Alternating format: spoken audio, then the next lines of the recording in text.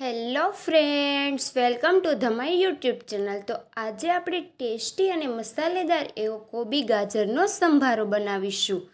તો વિડીયો ચાલુ કરતાં પહેલાં જો તમે ચેનલને સબસ્ક્રાઈબ ના કરી હોય તો ફટાફટથી જઈને ચેનલને સબસ્ક્રાઈબ કરો. તો સંભારા માટે મેં અહીં 2 મરચાં, 1 ગાજર અને કોબી જ લીધેલ છે. તો આ બધી જ વસ્તુને આપણે સારી રીતે ઝીણી સમારીને તૈયાર કરીશું. તો હવે આપણું શાકભાજી કપાઈને રેડી છે. તો હવે એક પેન લઈશું, તેને ગેસ પર મૂકીશું. ગેસની ધીમી આંચ પર તેને રહેવા દઈશું. તો હવે તેમાં 1 મોટી ચમચી તેલ ઉમેરીશું. અહીં ઓછા તેલમાં આપણે સંભારો બનાવવાનો છે. તો તેલ ગરમ થાય પછી અડધી ચમચી રાઈ ઉમેરીશું.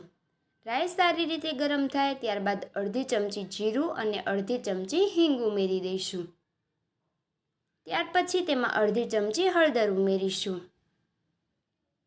ત્યારબાદ હવે આપણે જે મરચાં સમારીને રાખ્યા છે તે ઉમેરીશું, ગાજર ઉમેરીશું અને કોબીજ બધી જ વસ્તુને તેલમાં ઉમેરી દઈશું. તો હવે તેને સારી રીતે મિક્સ કરી દઈશું અને તેલમાં થોડીવાર માટે સંતળાવા દઈશું. તો ફ્રેન્ડ્સ, તમે જોઈ શકો છો એકદમ ટેસ્ટી એવો સંભારો બનીને બિલકુલથી રેડી થવાનો છે. તો વિડીયોને બિલકુલ સ્કીપ ના કરતા લાસ્ટ સુધી જરૂરથી જોજો. તો હવે આપણે તેમાં મસાલા ઉમેરીશું. તો અડધી ચમચી ધાણા જીરું પાવડર ઉમેરીશું. ત્યારબાદ અડધી ચમચી મીઠું ઉમેરી દઈશું. મીઠું ઉમેર્યા બાદ તેને સારી રીતે મિક્સ કરી દઈશું, જેથી મસાલા છે તે સારા સંભારમાં ભળી જાય. તો હવે તેમાં અડધી ચમચી ખાંડ ઉમેરીશું અને તેને સારી રીતે મિક્સ કરી દઈશું. તો હવે તેને ડીશ ઢાંકીને 5 મિનિટ સુધી રહેવા દઈશું.